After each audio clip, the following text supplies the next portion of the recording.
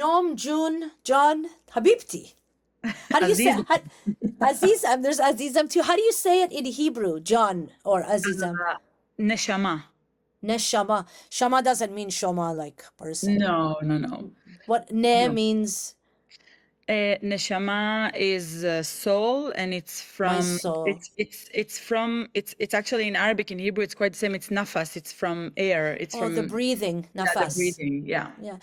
Do you speak Persian? I understand, Yeah. you know what my grandma tells me, the when are you getting married? The go ahead and do some, You can check, cleaning. but you can check that off the list now, the marriage. I know, yes. And my grandmother didn't. Congratulations. Thank you so much. Unfortunately, my Maman Bozorg didn't live to see it, unfortunately. Oh, Yeah, she would have I'm been so sorry. happy. But Yeah, I'm sure she sent him, so yeah. that's sweet. That's very sweet. So I want to start with first this because I was reading up about you. Um, and correct me if I'm pronouncing this wrong. Nev Shalom. Neve Shalom. Neve Shalom. So and in Arabic it's one not as-salam. Is that Wahed Salam. wah salam? So oasis of peace in Oh, wait. If in you both type it, languages. if you type Neve Shalom on your iPhone, it actually autocorrects it to Never Shalom. So it's very accurate. It's Wow. Never peace. never. Okay. So this is a community north of Jerusalem, Yes. Between and Jerusalem and Tel Aviv. this is a coexisting community. So Palestinians and Jewish people are living together By choice, because by in some areas choice. they're stuck together.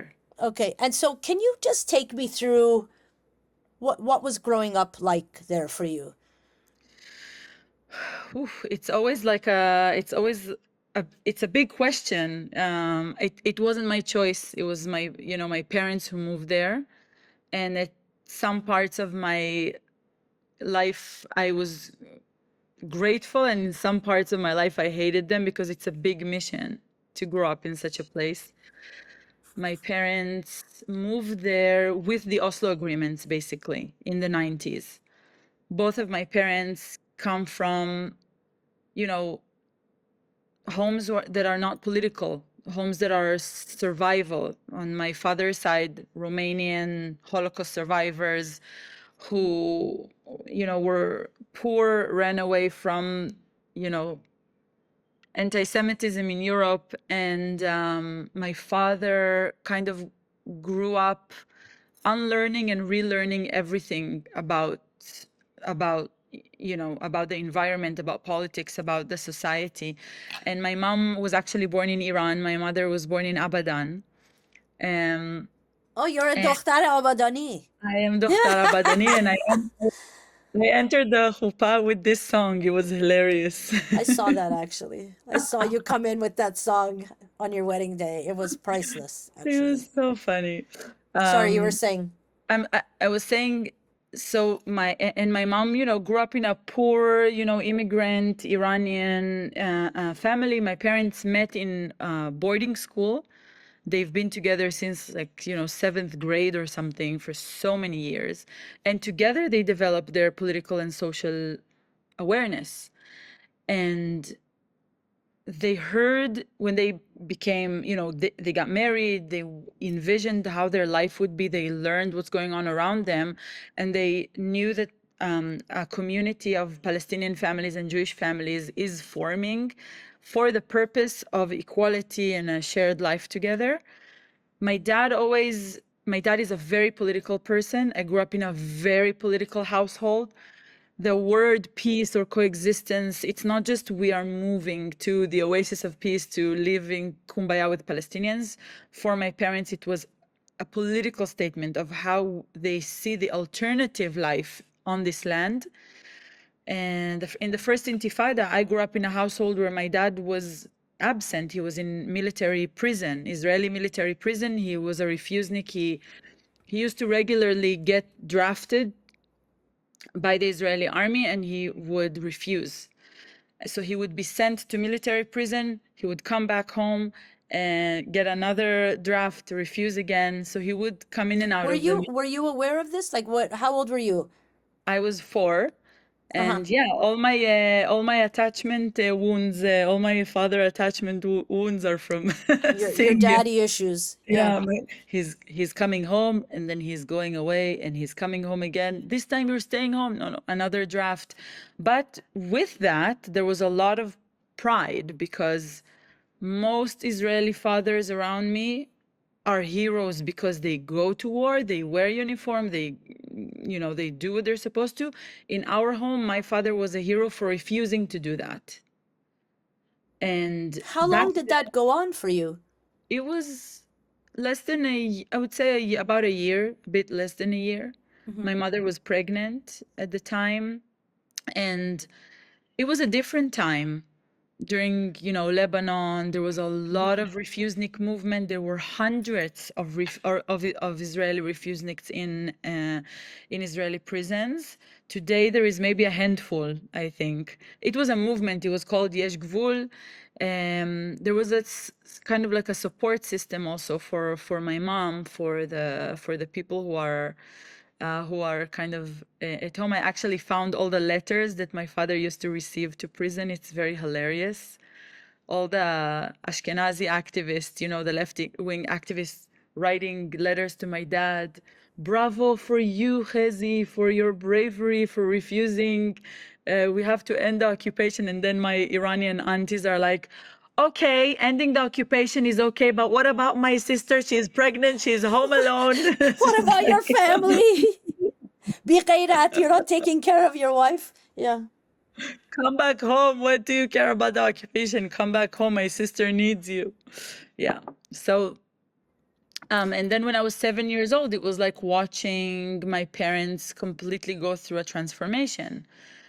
Suddenly, there was a political process. I mean, thinking of it in retrospective now, I mean, it's insane. I almost have sympathy for my parents for seeing the Oslo agreements as something positive because right now I would take crumbs, like I would take anything just to have a better, even as we said, nafas, like some Breath. kind of Peace. breath from, Yeah. and then, with the Oslo agreements, we arrived to Neve Shalom and my life changed completely. Suddenly, first of all, I look like this, so everyone thought I was Palestinian all the time because Jews in the left, are Ashkenazi, mostly, not all, but, white Ashkenazi. I learned Arabic very quickly. My best friends, my teachers, my neighbors, educators, Palestinian identity becomes part of my DNA, basically. Not just like a summer camp for peace and kumbaya. It becomes part of my natural being. And so naturally, the mainstream Israeli narrative that is happening outside of Wahat Salam Neve Shalom becomes foreign to me. My Mm. cousins who are not in touch with Arabs, they don't know about Palestinians. The Israeli Independence Day is their only narrative. It becomes that becomes the other for me. It that always blows my mind. I had put together a panel back in 2018 of young people. They were under the age of 30. One in Tel Aviv, one in Ramallah, one in Gaza, and I forget where the other one was. But the girl told me that she never met a Palestinian until she went to New York. Yeah, That just blew my mind. She said we yeah. have no interaction whatsoever. Yeah, and it's worse when people are like, "Oh, of course I know Palestinians. The guy in the garage is Palestinian. The best hummus I have is Palestinian." That's the worst reaction. But yes, segregation is real. Segregation is real, and that's why, you know, it's almost weird for me sometimes to speak about the community that I grew up in. It is so far away from most of the reality that I mean, At what point did you it's realize that? I mean, what was it? Do you remember the moment where you were like, okay, this is not where I live? This is not my reality. When we first moved, you mean? Or no, like in what ways were you made to sort of, how were you reminded of that, on a I daily basis? I think when extended family comes to visit us. So, I have this joke in my stand-up show. The first Shabbat we did in Neve Shalom, my Persian grandma comes home and she heard, to see our new home, and she comes in and she's like, "No, I'm doing close the door." And I'm like, Why? What's happening? There is Arabs outside." I was like, "Grandma, they're my best friends. It's okay." And I make fun of Palestinians in Neve Shalom Wahdi Salam. We have this joke. In my stand-up, I call them Ashkenazi Arabs, because there is criticism from everywhere. And so even in our community, people from outside can tell me, "Oh, of course you live with Palestinians. They are like the soft, the Ashkenazi Palestinians, the leftist Palestinians who want to live with you. What about all Oh, the rest?" So I think as a little girl, for example, when we used to go to a mall, like outside, we used to speak Arabic and Hebrew organically, but when we spoke in Arabic, we saw the looks. It was like, why is this group of kids switching between Arabic and Hebrew? Or when my cousins hear Arabic and they they're suddenly, I wouldn't say scared, but they are, how do you say it? it Like, jars them. It's like yeah. yeah. And my cousin and I can be walking somewhere and suddenly someone can be yelling something in Arabic next to us, and my cousin can hold my hand really tightly and be like, "What is he saying? What is he saying?" Like, because she's scared. And I'll listen, and it'll be like a guy who's like yelling at his coach for not eating enough protein in the gym, or something like, something so, so walking around understanding Arabic and not having this language and this identity foreign to me, It's made interesting me. though sorry to interrupt you, when because I get reminded of the fact that people hear Arabic and they get afraid. I mean, how many times have we seen, I'm sure you've seen this or read these reports of people on a plane and the guy is just on the phone, like calling Yeah, his wife to ask what's for dinner. And, they come and they escort him off because the woman beside him is like, "Oh, I don't know what he's saying." That happens a lot here in North America. And it's just so ingrained. It's just so awful, you know? yeah, and I mean, the mix of identities that I grew up into is really, really made me see it from all angles, because my mother tongue is Persian, but I don't speak Persian Mm-hmm. for many, many reasons. I mean, my mom and, her sisters and my grandma didn't speak to me. They kept it for their gossip, kind of, They didn't want you to know what they're saying. But what they didn't take into account is that I will grow up learning Arabic, and some words can really be similar. So I have a cousin called Shirin, and one time they were like, "Shirini Hamela," and I'm like, Oh "Oh, my God, pregnant." that's so funny. Um, and so, Persian was taken away from me. My mom was ashamed to speak Persian in Really? school in Israel. It was looked down on, like the experience of many Jews, mainly from, Muslim, Arab, Middle Eastern countries. I've heard that from some Iraqi Jews too. Yeah. Yeah, they had to erase their non-Israeli, they had to assimilate in a way that wiped out my mother tongue.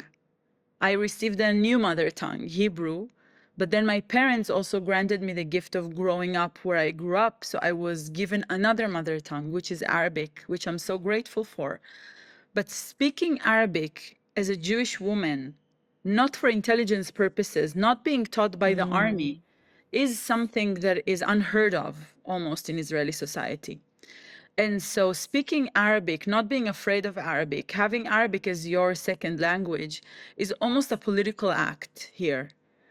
it is almost something completely alien, because when I speak Arabic, people ask me if I learned it for the intelligence, if I'm Mossad, or if I'm Palestinian. And so, you know, all of these kind of angles bring me to a point where my identity is so it's like an outsider to what is going on in mainstream Israeli, you know, sentiment and life, that I do my best to use it. I do my best to. Is that what you meant by mission? Did I say mission? You said going, you know, my parents taking you there. It was Yeah. like they were on a mission. Yes. And it was a mission to live there. Yeah, not all the kids who grew up in this village, I think, took it as a mission. I think all of us take it wherever we are. But I really couldn't stay alone with it. I had to write about it, to perform about it, to speak about it, because I don't think there is something super extraordinary about me. And I don't think that Well, it, I mean, it's very, no, I mean, I don't know if you're I'm doing this like Persian humble thing that people do or that we're no, taught I to am do. very, very simple person. I'm nothing. I am nothing.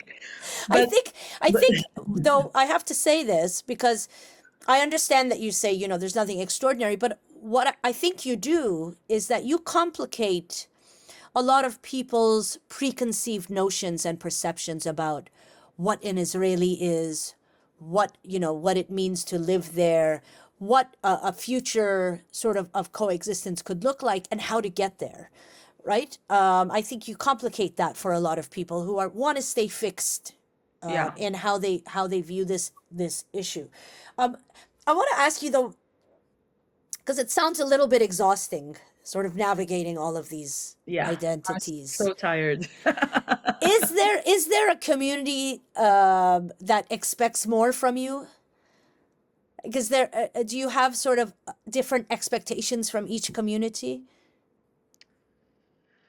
It's not a, I don't think it's the expectations. I think it's like the disappointments. Everybody's Okay. letting me know how disappointed they are. So for example, on October 7th, when I was literally helping my friend's family mother look for her friend that was missing from one of the kibbutzes, the peace activist Vivian Silver, who Who's was murdered on. Canadian, by the way. Yeah. Yeah, she was murdered on October 7th, but in the beginning, we thought she was missing, she was kidnapped. So I was helping the family look for her. I was actively doing something so heartbreaking.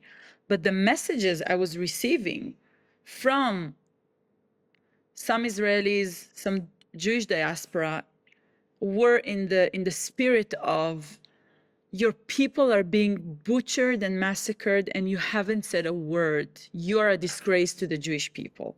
Mm. And so, you know, this feeling that all eyes on you, because you have been speaking about Palestinian suffering, and you have been speaking in a way where you are in solidarity with Palestinians, when there is Jewish suffering to talk about, to highlight, to grieve and to pain, which obviously I do. It's like people that I knew and stuff. You're being questioned immediately. Immediately. Where is your acknowledgement? Where is your sadness? Where are you now when these people are being massacred?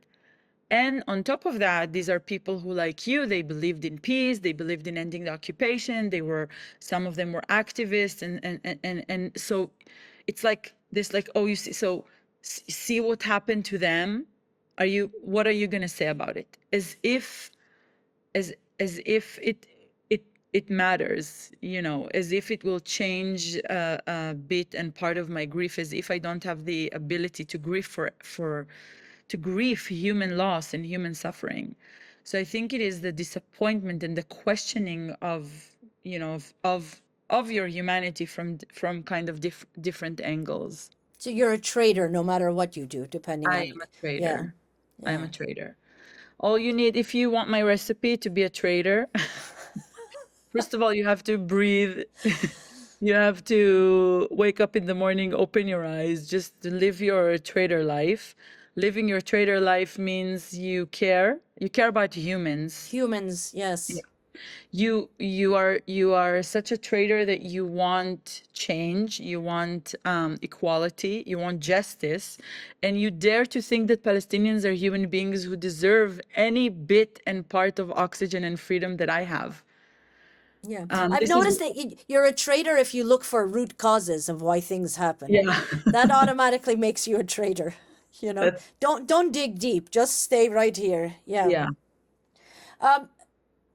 We went through the sort of navigating of ideas, but I want to come back to your families. When did they leave Iran? My family left Iran early. Like they left like 20 years before the revolution, around Oh, okay. 59. Yeah, around 59. My grandmother missed, and my grandfather, they missed Iran till their last day. It was very, very sad and tragic to see. On the outside, my Iranian family was put in a poor, development town where most Mizrahi Jews, non-European, non-Ashkenazi Jews were placed.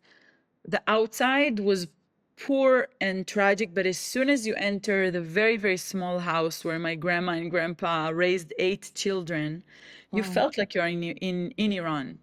I am sure. I've never been to Iran. My dream, to go there, all of us dream to go there. And and they missed it. They spoke about it all the time. All the time. My grandma hardly knew Hebrew. We communicated in a weird mix of Hebrew and Persian.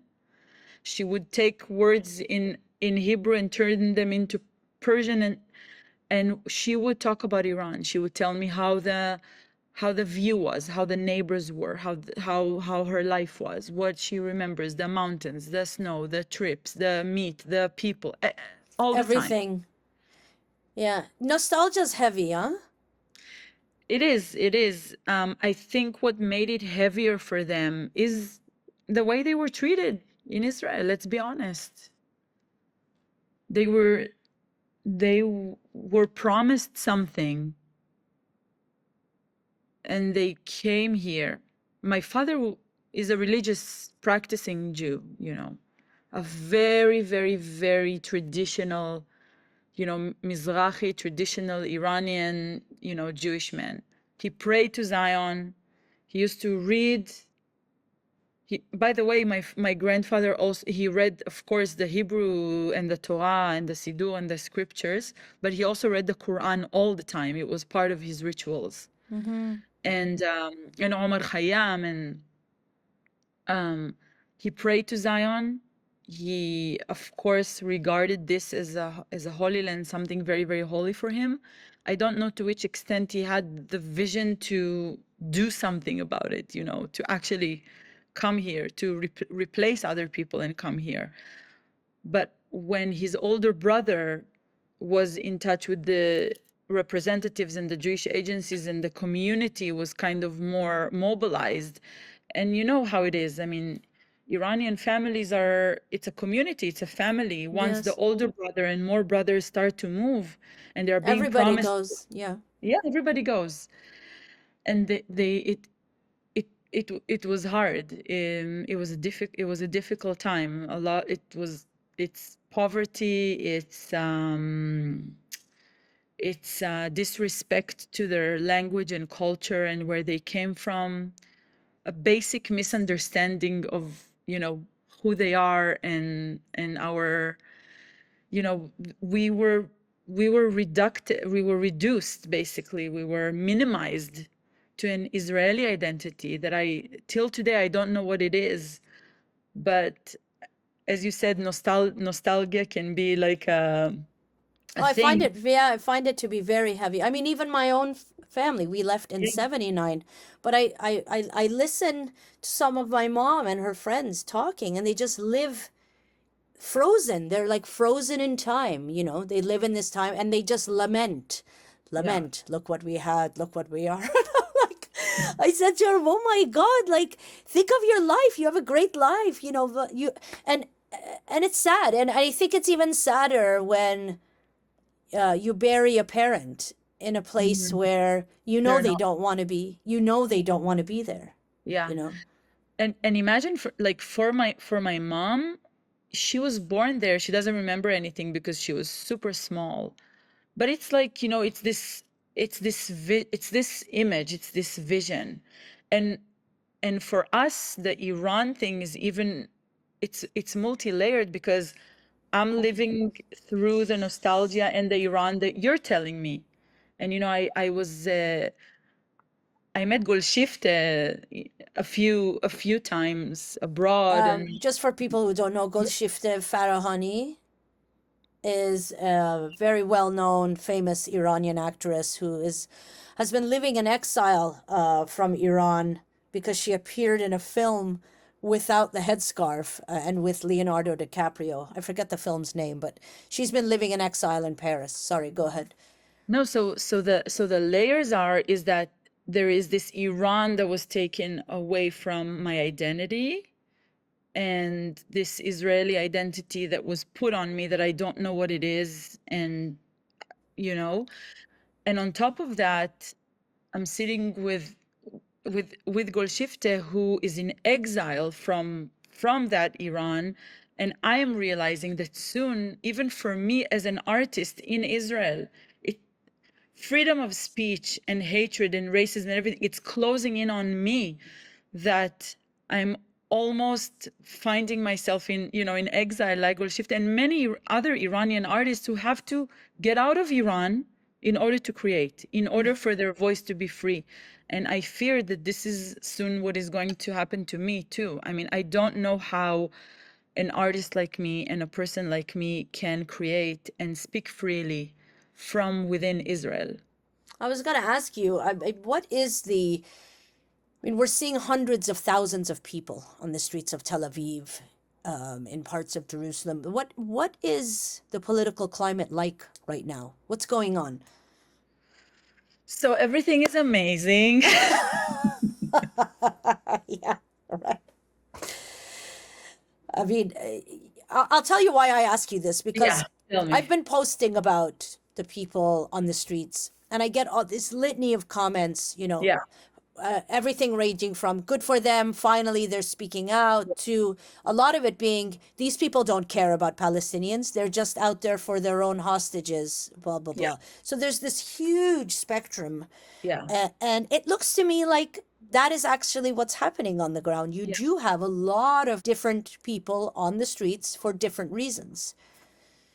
Yeah. It's difficult to, it's like we have to articulate the spectrum that you're speaking about, right?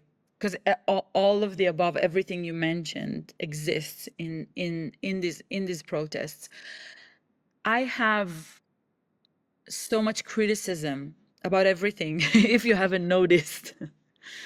And I could sit here and tell you all my criticism that I have, in the beginning, I'll never forget this image. On October 8th, I am seeing young people on scooters just go, go, go, go. They're going. Where is everyone going?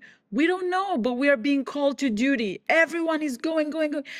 And, you're still in shock by what's happening because we're still looking for the missing people that we know. Yes. And then I turn my head and it's too late. Everyone are being drafted to go to because they believe now what is, we have to go, we have to be drafted, we have to, we have a mission, we have to defend Israel, whatever that means.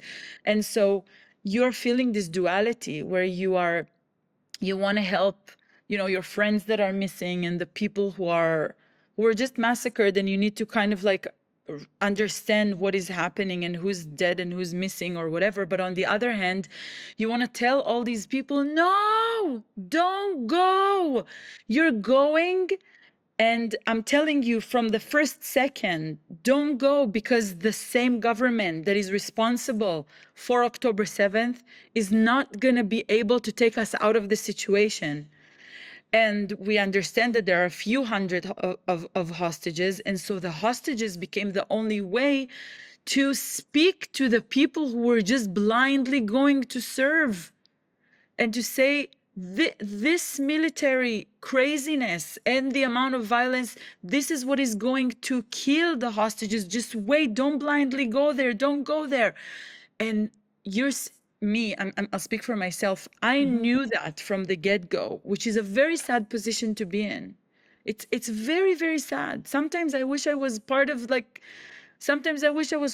herd. Like, it's so fucking hard all the It time to sounds be. like a lonely existence. It's a lonely existence. And then after a few months, people are like, oh, the military pressure is killing the hostages. And I'm like, no shit, Sherlock. Like, seriously, like, now you find out.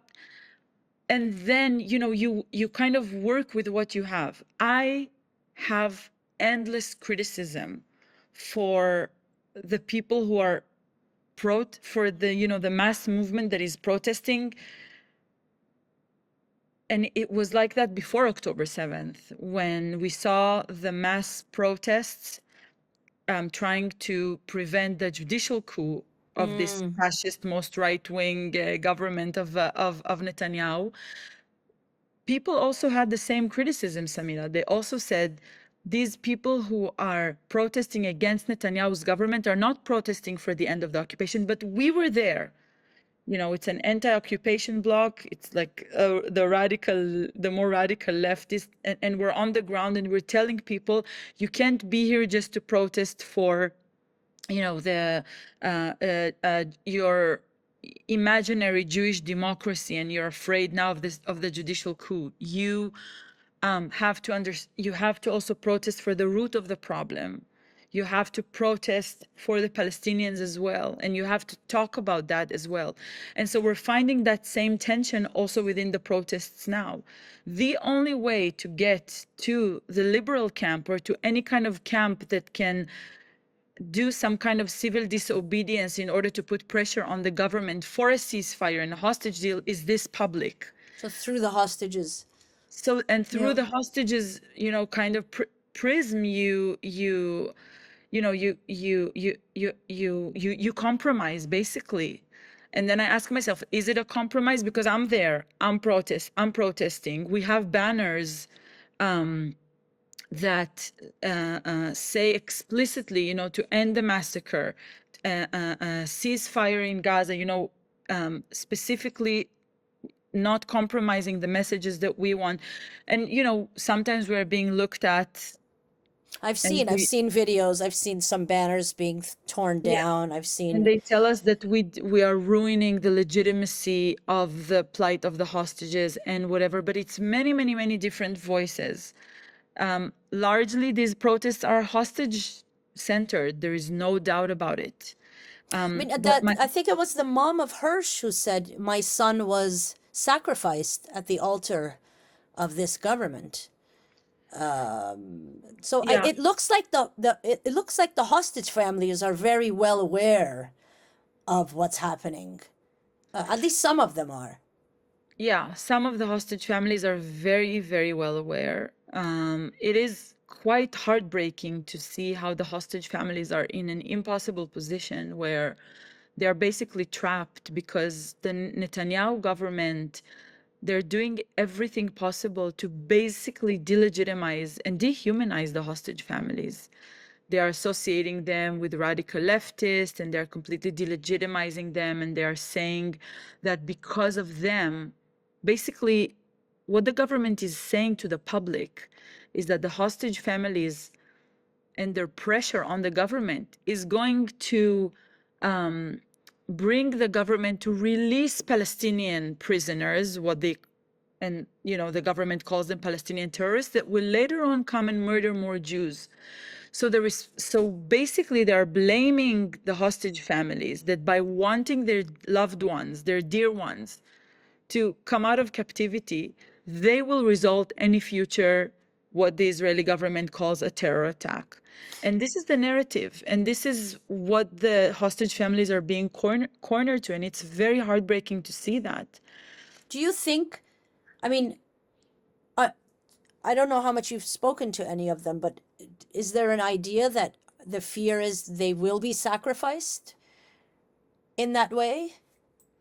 I think now recently, after they found out about the 6 hostages that were executed, and hearing Netanyahu explicitly hanging on to the Philadelphia Corridor. corridor in order to make these excuses to not release the hostages. I heard and I spoke to some of the families who understand that this is a death sentence to the remaining of the hostages, and it is so sad that the hostages are being sacrificed because, whatever your political opinion is, in a hostage crisis like, we are seeing today, it is the responsibility of the government to bring them back, to pay the price that is needed, and to bring those people back through agreements. There were agreements in November. Israel is Yeah, actively yeah. negotiating with Hamas. But the way that Israel is doing, Netanyahu basically trying to save his ass, trying to save his seat in this government, and basically this campaign to it's very, very hard to even explain it in English towards for the world outside to listen, because what we've said all along throughout those years is that the price of the occupation and the price of the status quo and the price of managing the conflict, and what Netanyahu is a champion of, basically not doing anything, not Just not maintaining occupation. maintaining, is not gonna stay only among the Palestinians to suffer. It will reach us. And to see it through the lens of what is happening with the hostages, it is really everything that we are saying. I mean, when we don't have mercy and compassion and a sense of sacrifice for justice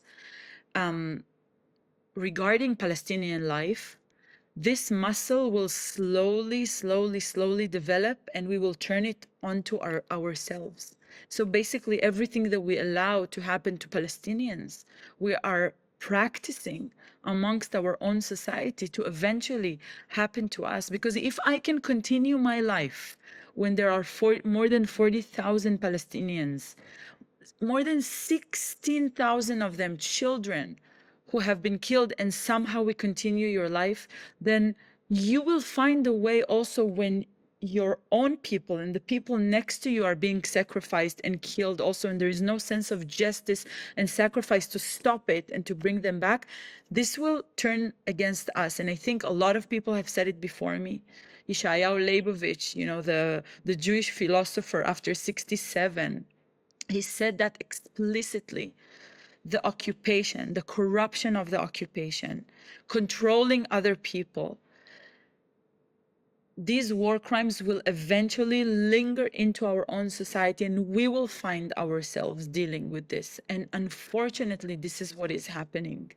And I think it was the director of the Shin Bet the other, like 2 weeks ago, who said, these hilltop youth that you see, these settlers attacking, they will do the same thing to us. of course, they And already they already do. yeah, it's amazing to me how people can't see that their freedom is tied to the freedom of Palestinians. You are not free if I'm not free. Why is that so difficult for people to realize? I mean, Samira, you are asking why is it so difficult for people to realize that if Palestinians are not free, I am not free. We are so far ahead. We are so far that now Israelis need to explain to other Israelis that they are not free if their own hostages are not free. You're talking about Palestinians? There are a few mothers, a minority of mothers from more like the religious nationalists, the more right-wing camp, who have hostage sons, who are on TV every night saying to Netanyahu, do not release Palestinian prisoners from I my city. know. I saw a dad. I saw a father say, "I'm fine What, if my son has to be sacrificed for the sake of Israel." I saw him say that. what, He was fine with it. ex- Yeah. what, Wow. you know, what else needs to be added? What else needs to be added? I mean, if we are not fighting for every single human life that we can save, we could have saved so many people. We could have saved so many people. I constantly think of what else could I have done? What else could I have mobilized? What actions should we have taken more? What else should I have said? Many of us feel so hopeless because everything that we've warned from day one is unfolding and happening. And you're reaching a point where I'm constantly thinking, what else can we say? What else can we point out so that people will see what we mean? I mean, What do people Noam, told what do me, you say to people when they say, there was peace on October 6th?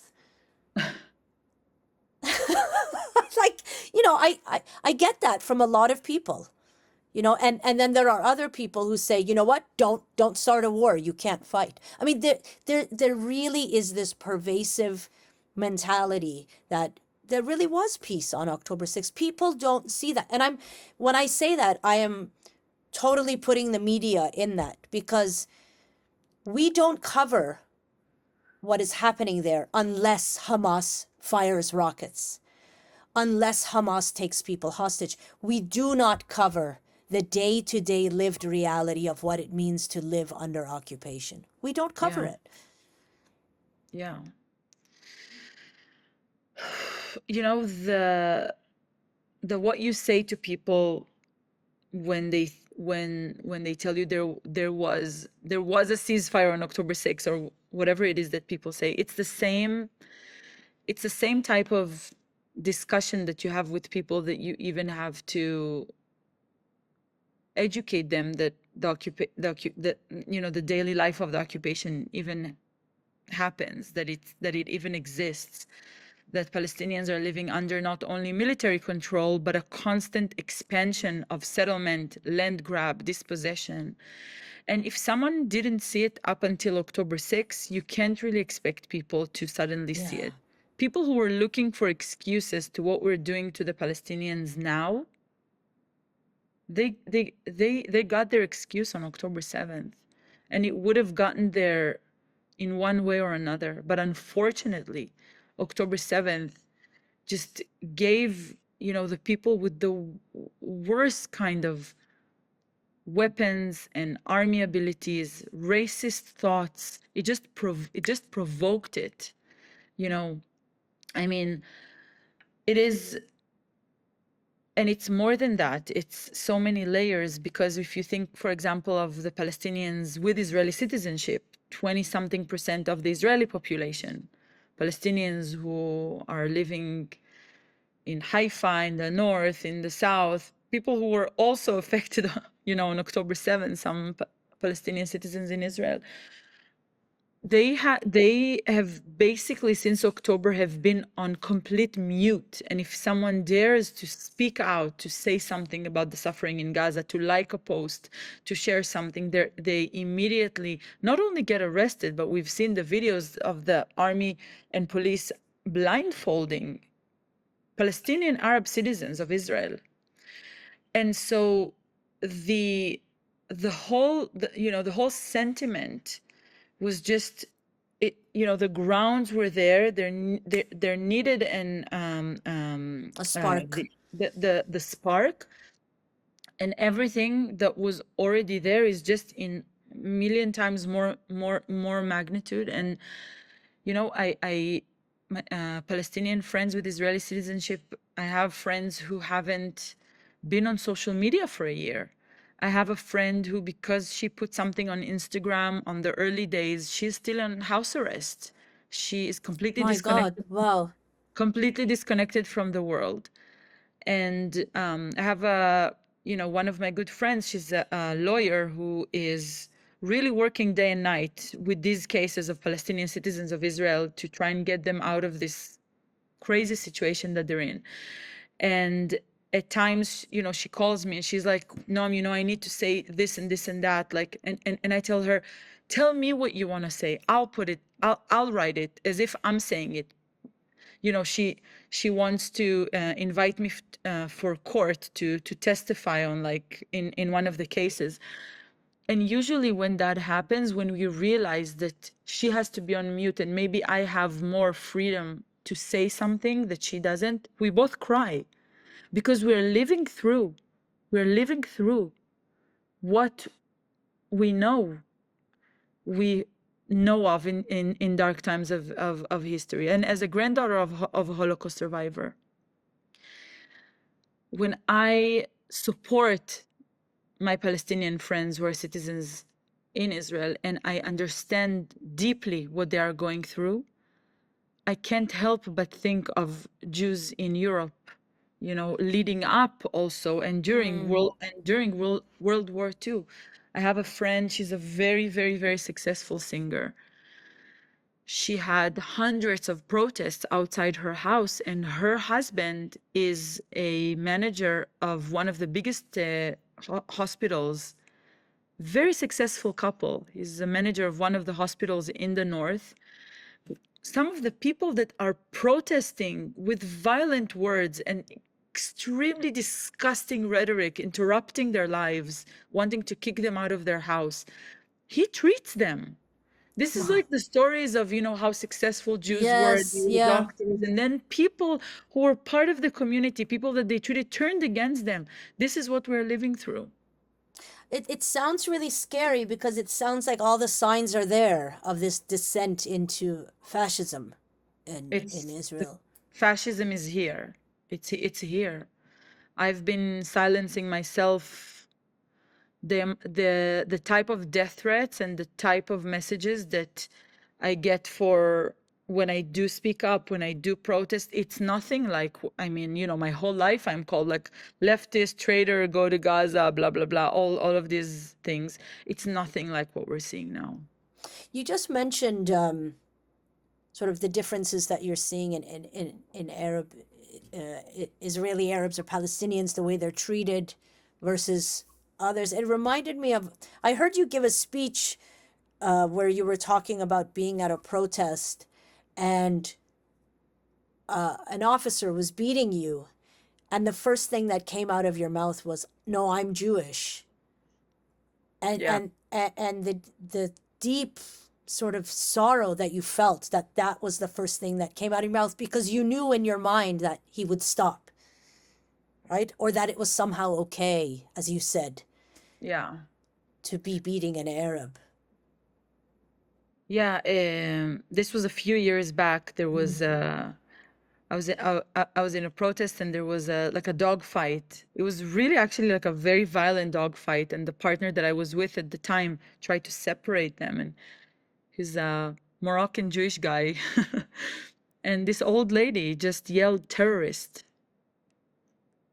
Within a split of a second, we had something like 4 undercover cops choking him, beating me and throwing me on a police motorcycle.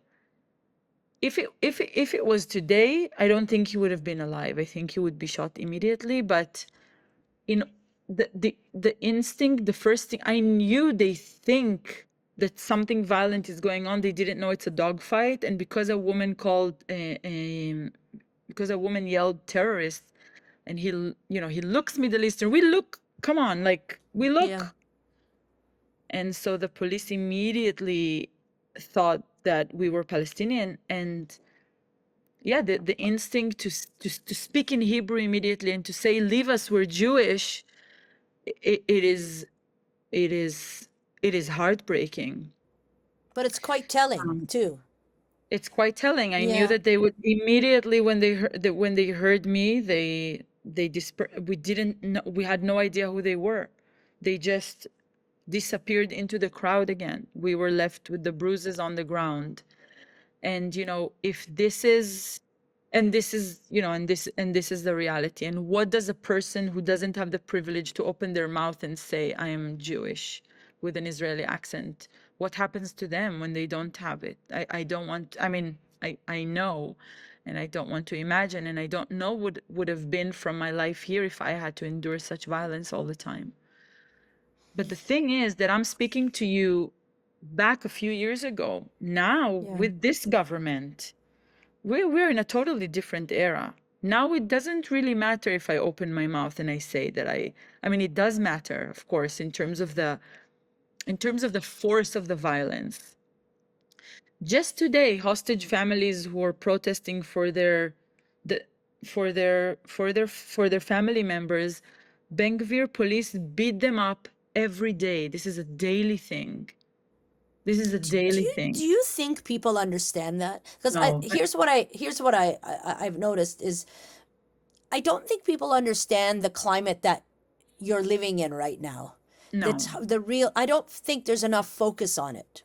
no. Again, I'm speaking about the media, but is there people when you talk to people outside of Israel?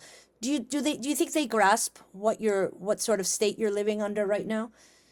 I encourage people to, I don't know if Josh Briner, who is the police reporter of Haaretz, if he writes in English or if his stuff are translated, but read his stuff. He explains how the Israeli police is no longer the Israeli police. It is completely been hijacked by Ben Gvir.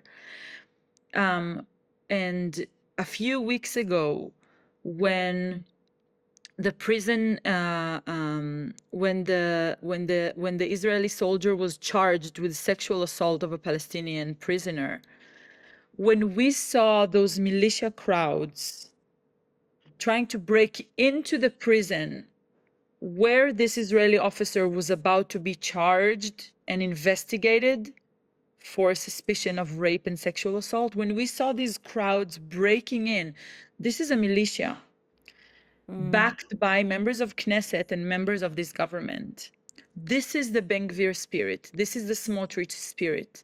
So we are no longer looking at just like, the normal fascism that is, oh, look at us, we're a liberal democracy and we suppress you in very liberal, in a very nice, polite way. No, these days are over.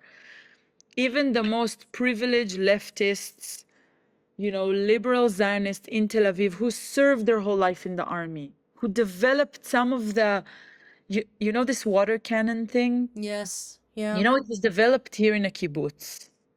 It was sold to apartheid South Africa. Who was it developed by? By those, Zionist pioneer, kibbutznik, what now, like the high-tech kind of, the grandchildren of this generation of kibbutz guys, they are now being shot at with the water cannon by the Israeli police that is no longer their hegemony. It has left the building. The power is shifting now in Israel to the most.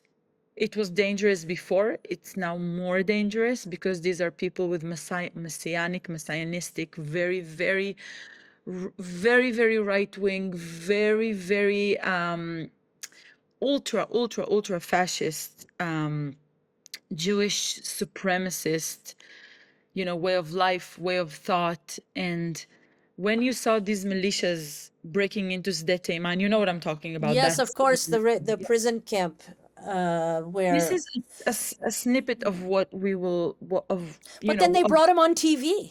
I yeah. also saw him being brought on TV. So it looks like everyone is on board. The media, the police, everyone is just moving towards, it's I like this think big the dance. the channel that brought him on is a specific channel 14, which is echoing this shift, this right wing, this propaganda, like truly like brainwashing. Mm-hmm. I think there is some type of trying to contain that within like other more serious kind of news channel. But yes, they give a stage to all of this But rhetoric. who's more popular? Who's watched more?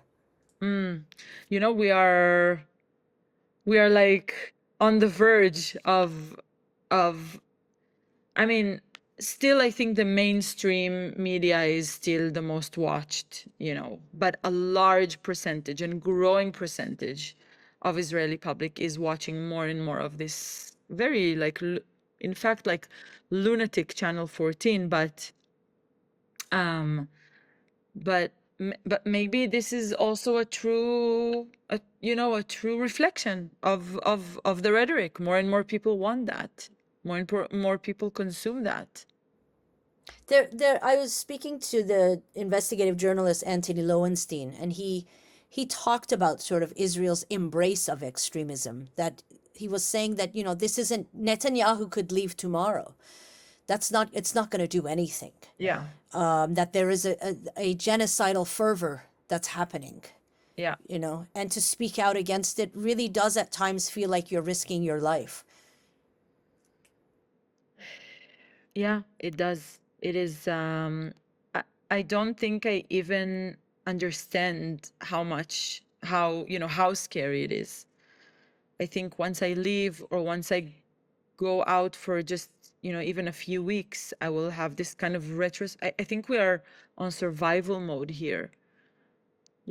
We go, you go to protest and you kind of do what you can with your rage and with your, kind of disbelief that this is, I mean, we are living through what will be remembered as truly historic times. It is now happening, and yeah, it's not just Netanyahu.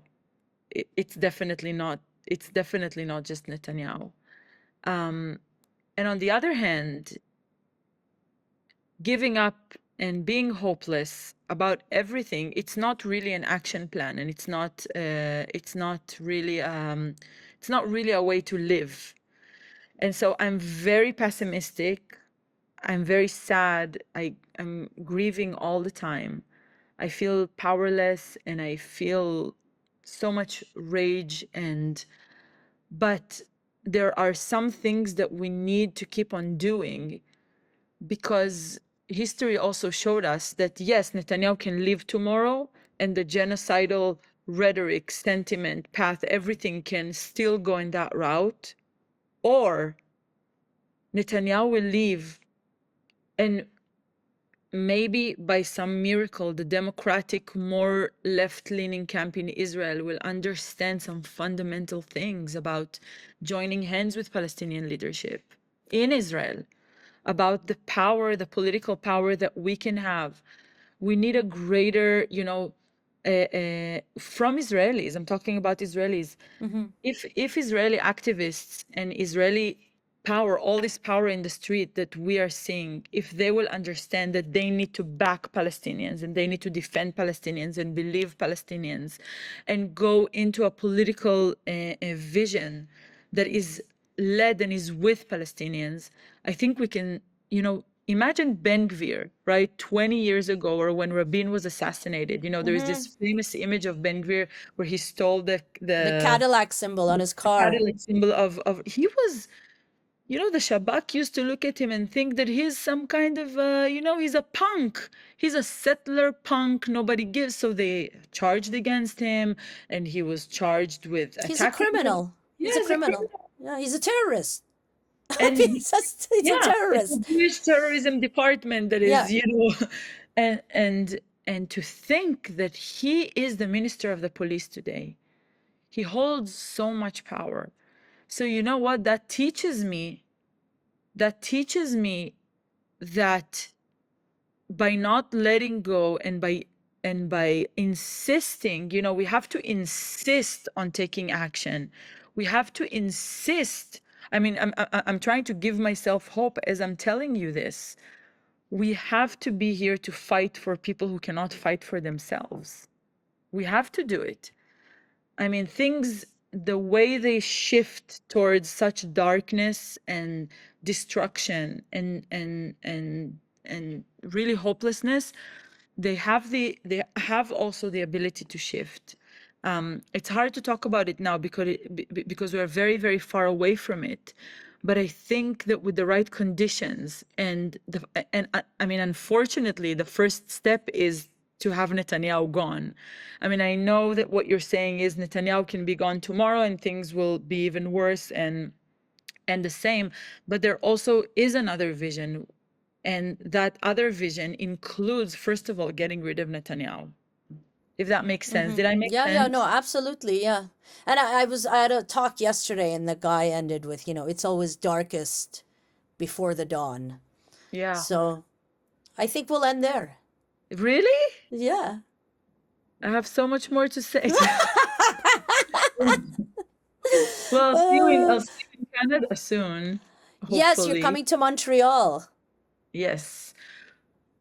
Yeah, I will for a have a few show. shows. We didn't get Yeah, to talk a lot about your comedy, I know. um, It feels like I which haven't done comedy in a year, to be w- honest. which I'm sure it's a tough environment to even now be like, okay, everybody, let's laugh about what's going on, No, but you let me know. tell you also the betrayal and the some comedians here in Israel that I used to perform with and be part of. Who is it? Answer, answer. I love when people answer Oh, on do air. you? It's always like Somebody this. somebody named Christopher, who I don't know. These days I get phone calls and I'm like, whoa, Oh, it can who be is this? anyone who's Because after you. lots of people, trust Yeah. me. I didn't, you brought up propaganda, but I didn't get to ask you if you follow the IDF's Persian page. Oh Do you? my God. I have to do something, some sketch about this shit. Seriously. No, it is wild. I Wow. love it. I'm addicted to it. It's like a soap opera for me. Especially those scenes where I forget what his name is, but he's sitting at his desk.